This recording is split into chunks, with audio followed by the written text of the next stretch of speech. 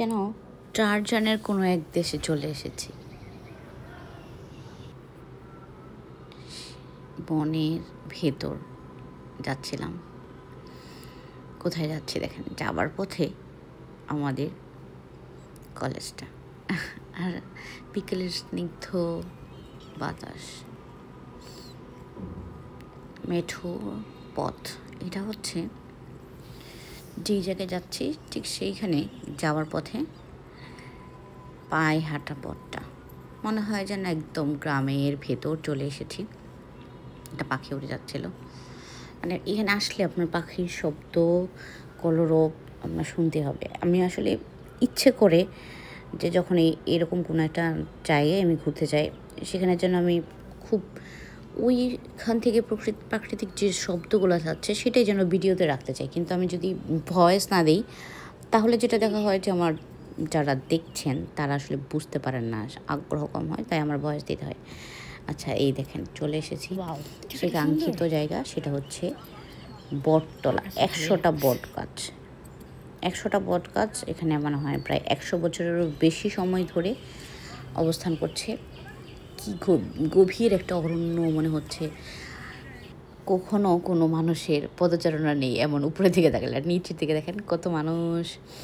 এখানে যাওয়ার পথেই দেখতে পাচ্ছি অনেক বাচ্চারা খেলাধুলা করছিল, কিন্তু দেখেন গাছের দিকে তাকালে মনে হয় এখানে কেন মানুষ আসে না। এখানে শুধু বন্য পশু পাখি ছাড়া মানুষের পদচারণা নেই। এত গভীর জঙ্গল, একটা গাছের উপরে আগাছাও বড় বিস্তার লাভ করে বিশাল সাম্রাজ্য অবস্থান করছে। আবার গাছ, মানে প্রকৃতি তার নিজস্ব ডালপালা দিয়ে আপন আলোয় আপন রঙে নিজেকে রাঙিয়ে নিতে পারছে, কোনো বাধা নেই। মানে এই যেখানে যাবেন কোন গাছটা কোন গাছের অংশ সেটা কিন্তু আপনি বুঝতে পারবেন না। দেখেন এই গাছের শিকড় যে ওই গাছের শিকড় বাকড়ের সাথে যুক্ত, একটা সাথে একটা সম্পৃক্ত, যেন একটা বন্ধনে আবদ্ধ তারা।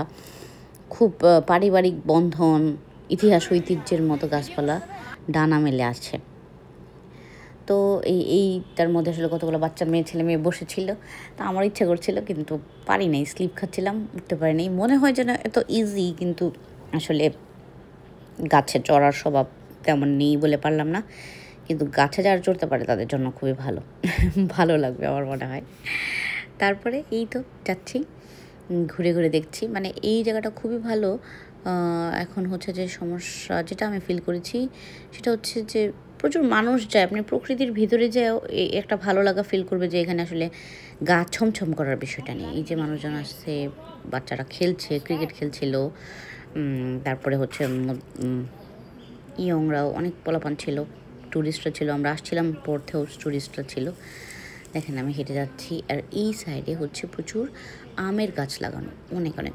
মনে হচ্ছে কতদিন পরে এটা হবে শত আমের বাগান কত সুন্দর জায়গাটা, খুবই ভালো লাগছে। আর আমার ভালো লাগছে, আপনারা ঘুরে আসতে পারেন। অনেকটা আমি ইউটিউবে দেখে গিয়েছিলাম, সবাই বলতেছিল যে এতটা হাইপ না, সুন্দর না, কিন্তু আমি যেই মোমেন্টে গিয়েছি দেখেন গাছের পাতাগুলো খুবই সুন্দর। আর যারা আসলে প্রকৃতি ভালোবাসে, ওয়াও, এই দৃশ্যটা দেখেন। আমি আর কথা বলতে চাই না, এরকম দৃশ্য চলার মোমেন্টে আসলে কথা বললে মনে হয় যেন যে সৌন্দর্যের ম্লান হয়ে যায়। এত সুন্দর যেখানে, সেখানে আমার মতো একটা মামুলি মানুষের কথা কে শুনবে বলেন।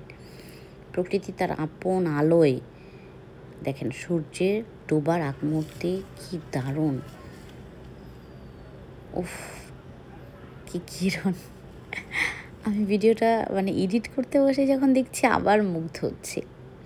আর লাস্টে সূর্যের আলোয় আমি জল মানে চমকাচ্ছিল, এরকম অবস্থা, ঘেমে আমি একাকার। এটা হচ্ছে গাপ ফুল, বাচ্চারা কুড়াচ্ছিল, তখন জিজ্ঞেস করলাম, ওরা নাকি মালা গাঁথবে, খুব ভালো নাকি মালা হয় একদম গুড়ি। আমি তো ট্রাইপড নিয়ে যাইনি, তাহলে এখানে ট্রাইপডটা সেট করে টাইমলেস দিলে বোঝা যেত একটু পর ফুল পড়ছে।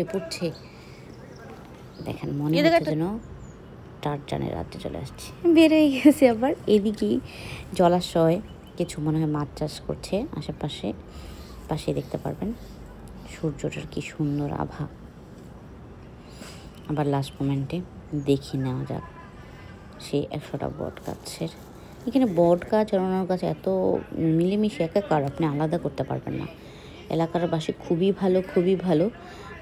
এদের ব্যবহার আমি মুগ্ধ হয়েছি। আসার পথে কথা বলতে বলতে এলাম, জ্যৈষ্ঠ মাসের 2 তারিখ এখানে মেলা বসবে, সবাই যেতে পারবেন। এটা পাঁচদোনা থেকে খুব কাছে, যে কিছু ফটোগ্রাফি করেছিলাম, জায়গাটা খুব সুন্দর। এটা নাকি শত শত বছরের ঐতিহ্য। এই 100টা বট গাছের তলায় জ্যৈষ্ঠ মাসের 2 তারিখ মেলা হয়। পাঁচদোনা গিয়ে আপনারা অটো নিলেই বা রিক্সা নিলেই যেতে পারবেন। খুবই সুন্দর। এই যে রোডটা, এইটুকু হেঁটে যেতে হবে। আর ওই পথেও ওইখান দিয়ে মূলত রিক্সা যায়।